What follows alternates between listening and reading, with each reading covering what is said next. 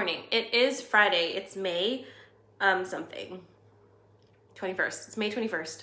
And it is the first day of Gemini season, like the first full day of Gemini season. And we are going to do something different this morning, which we also did last night, which is we're going to talk about the most exalted aspects of Gemini season, because I think that we really need to remember that when we go into these different astrological seasons, we obviously can tap into the lower vibrations of the sign, but we can also tap into the higher ones. And all of us are really doing the work to get to that place. So let's focus a little bit more on what it means to be a healed version of Gemini. What is healed Gemini energy? Well, one is that's coming to mind right away is this sort of self-sufficiency and sovereignty in self, because Geminis have a bunch of people inside of them. You know, it's the twins. It's like this one and that one, who you're going to get which day. What that means for the person who is embodying this energy is that a lot of times they don't actually need people outside of themselves to make themselves feel like they're part of something. And that's kind of beautiful, especially when you're in this time of transition where friends are moving around, relationships are moving around, you know, energies are constantly shifting. It's really nice, right? To be able to have that kind of self-sufficiency of it right with you and hold that with you. So take that one and put it in your back pocket for Gemini season and practice a little bit more self-sovereignty and self-sufficiency in terms of being able to validate yourself and to affirm yourself and to feel confident and to feel like you can trust your decisions and you're good with you. Because should you want more people in your life to bounce your life stuff off of, which, you know, some of us do. I'm one of them. I really thrive having people to bounce my shit off of if I can trust them, right? Don't worry. Those people are coming. They're on their way. In the meantime, as we move into this Gemini season and retrograde period, it is not the time to be reaching for that, but more still refining this, still making this more solid. So we're not necessarily in an big inward energy as much as we have been the past few months, but we're still here. We're still in this space, and it's still really important. And depending on where you're at and what you're feeling, what's going on in your life, the next month and a half may have for you a lot more refinements when it comes to your personal life, when it comes to things you're releasing and all of that. And don't forget, next week we have a rather epic full moon because we also have a lunar eclipse on the same night. So, and then we jump right into retrograde a few days later. So it's not without some really big energy coming through. So another thing with Gemini season is you really can't lie to a Gemini, nor can you twist things or manipulate truths to suit your purposes. And collectively, this is going to play a huge role as we move through into June, because being that's the case, there's going to be a lot more criticism when it comes to what information we're being fed as truth. People are much less interested in just accepting whatever narrative is given and going on about their life. A lot more people are questioning a lot more things. And as more people question things, the structures can't support themselves anymore and they begin to crumble, or they continue to crumble. And that's what we want more of. So trusting yourself, questioning things that require questioning, trusting your own intellect, right? What makes a person smart? I had this conversation with my 7-year-old the other day because, you know, some third grader was being mean to him on the bus. Like, not crazy mean, but I think he called him a party pooper, which might be true. But regardless, he said, you know, so-and-so called me a party pooper, and we were talking about all those things. And I said, well, do you believe him? Do you think that if you were indeed a party pooper, he would accurately be able to tell you that? Do you think he knows? And my 7-year-old was like, yeah, because he's smarter than me. And I said, why do you think he's smarter than you? And he said, well, he's in 3rd grade and he knows these things, they do this, they do that. And I was like, babe, that's not smart. That means he's able to learn the things that his teacher's teaching him, which is great, but that doesn't mean he's smarter than you. You're just not in 3rd grade. It means he's older than you. And we had this whole conversation about what smart means. And so I think it bears repeating, right? Because what do you think smart is? I've had a lot of grown-up people tell me that being a smart person is book learning, like that you're able to have all of these big concepts in your brain and you're really good at math, you're really good at science, you're really good at processing already processed thought forms, right? Think about that. That is not a New Earth definition of smart. In fact, I don't even think we do that anymore because that doesn't make sense. What's your emotional acuity? What's your ability to speak to another person and actually listen to them and understand what they're saying and then work with them in a relationship, understanding what they've just said to you? What's that like for you? How are you able to do that? Are you empathetic?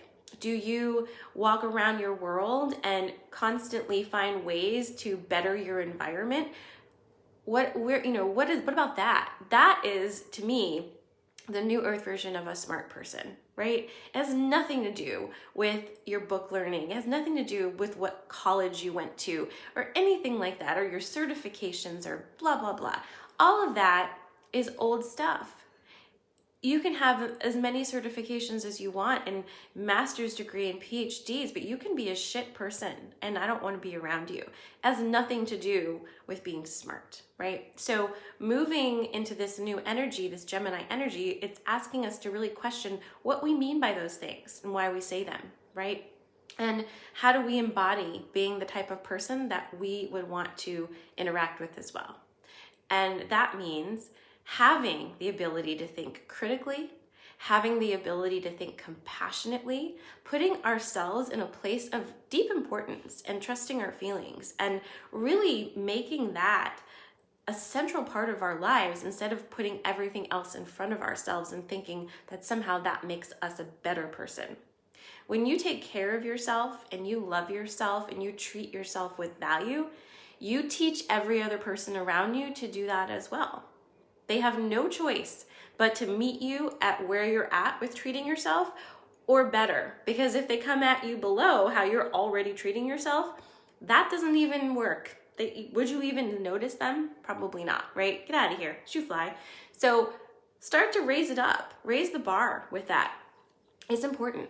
It is going to make the difference. And that is the kind of intelligence that is sexy. That is the kind of intelligence that matters now, okay? So think about that with Gemini season because Gemini energy is incredibly intelligent.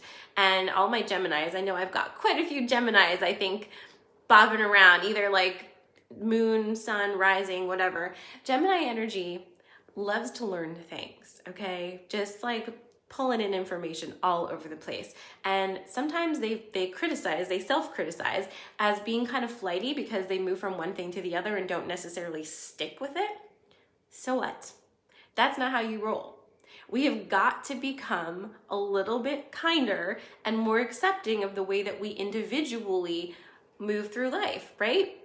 I'm like that too. Like Jennifer's a Gemini. I love like learning something and then moving on. Like you've met me for the past year. How many times have I changed everything? So many times. My North Node is in Gemini.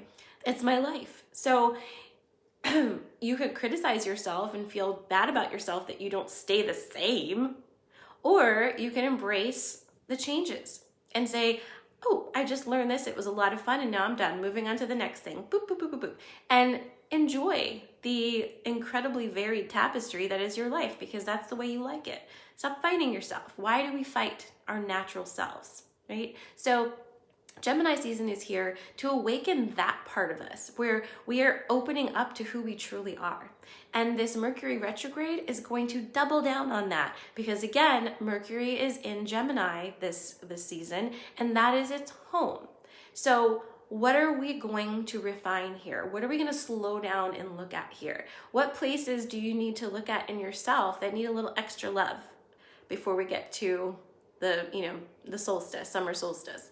Because last night when we were talking about the split, we did get a few dates. They were very wishy-washy with whether dates matter, but they did say the actual like date of the split, if we were going to have a date, would be summer solstice, which is like, June 21st, something like that, June 19th. So that's where that's happening. But when Mercury shifts into retrograde on the 29th, that's going to be the shadow of the split, so to speak. So we'll be in the energy of it. Okay. So the video, the 60-minute or so video of that is already on IGTV, and it's also on my YouTube. So you can check that out if you want to watch the live channeling. It was interesting, and it was a lot of energy. It's just like, oof, made me so tired.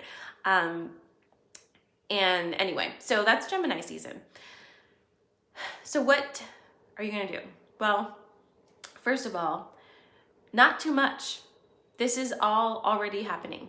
And that's kind of the theme right now. You are already doing it. You're already in the flow. Keep following the flow. Follow your own bouncing ball, right?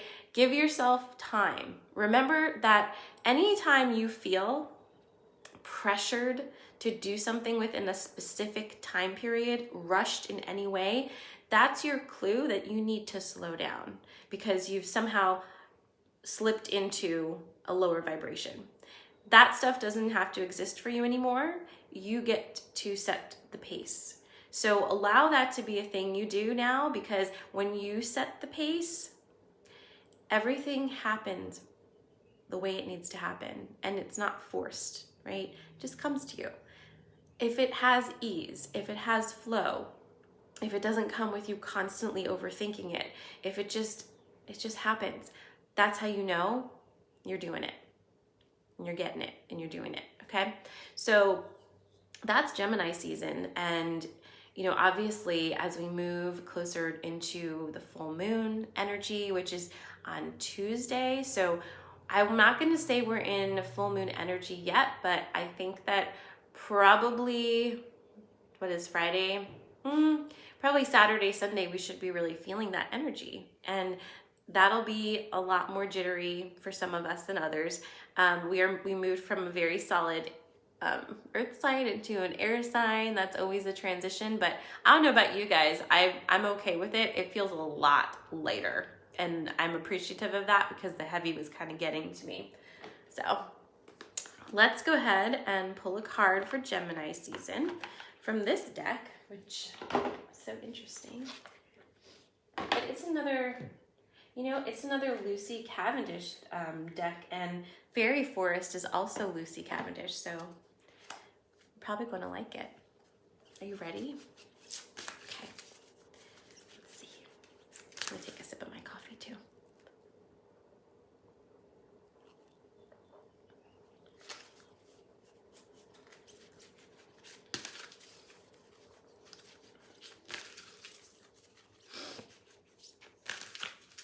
Also, oh my God, by the way, did you guys see my video of the cicadas? Did I post that on my business stuff? It's crazy. Every morning I wake up and there's more. They're all on my front porch only. That's the only porch that they're on. And they're just everywhere. They're scaling the posts. They're all over my rose bushes. They're so weird. I was like, you're fine. Just like, don't hang on my peonies because they're just popping open. Don't touch them. I don't think they eat the peonies, but I just don't want them on there. So far, they've actually been listening, which I think is really interesting. Talk about a rebirth metaphor, huh? All right, let's see what this card is.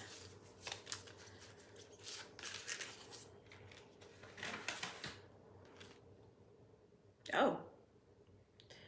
Okay, so it's number 29. Lemuria returns. Can you see that? I'm trying not to get the light on it. I'll obviously post a card. Whoa. I just said rebirth, didn't I? She's totally pregs. Prego, mermaid. Birthing Earth. It says Earth, spirituality, community, and ocean conservation. Speaking of ocean conservation, have any of you guys in this area where there is no ocean been smelling the ocean.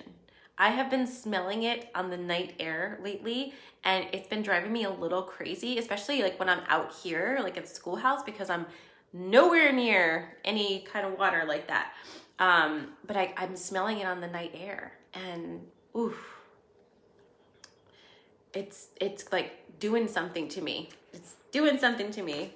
Gotta go to the ocean. All right, let's see here.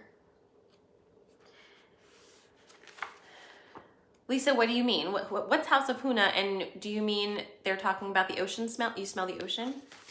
Okay. All right, well then this is very interesting. So let's see what, I think it's interesting. We're like all smelling the ocean, and I'm like, let's do the mermaid deck for Gemini season. All right, let's do this. Do you know of this place? A place where the mother of all was loved and reversed? I think this is a typo. Let me read this again more accurately.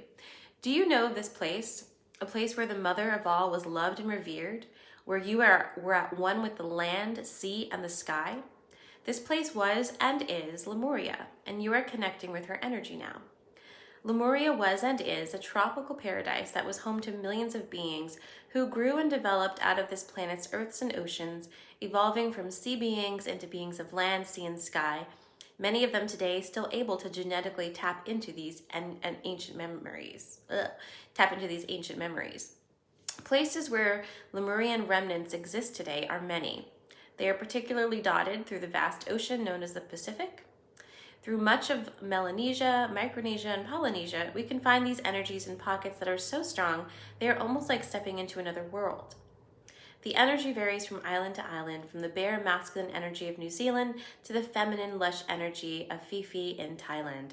Lemurians were and still are peaceful tribal people who are advocates of mutual responsibility and caring. Their nature was and is social, not in the sense of wanting to be around people all the time, but in terms of community. Lemurian communities were organically developed so that each person had others they could rely on and be helped by. As everything was exchanged by barter and each person had something to offer, Lemurians thrived and lived on an earth that was peaceful and bountiful.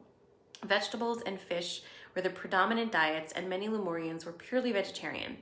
Their DNA strands were fully activated, they could shapeshift and see far into time. Lemurians were balanced beings, in-betweeners if you like. They were not competitive, nor were they interested in definitions of difference. They nevertheless delighted in diversity. This is the energy influencing you right now. This is a time of sharing responsibilities and pleasures, meaningful gathering with codes and ethics, enjoying a time of great good health, and of close and nurturing friendships that respect individual boundaries and choices. Life for a time becomes very simple. Seasonal eating, building non-permanent homes, living outdoors for as much time as possible, in an ability to work with sunlight and moonlight are extremely effective without becoming wired, as we are often by moonlight, or becoming burnt and dehydrated as we can by sunlight. We still need both, feeling less and less connected to the mainstream and more connected to the ocean and the earth. This is not a cliche of being a hippie. This feels now like a valid choice and way forward in a world that worships such false idols as celebrity and fame for its own sake. Interesting. That was difficult for me to read. I think part of that is because I have a little bit of an issue with the way that they're talking about Lemuria and Lemurians. It's not the way that I remember it, and so I think that it's really important to remember when we talk about ancient civilizations like Lemuria and Atlantis, that we don't romanticize them, because I think we really lean towards that, and this really leans towards romanticizing Lemuria and making it sound like this,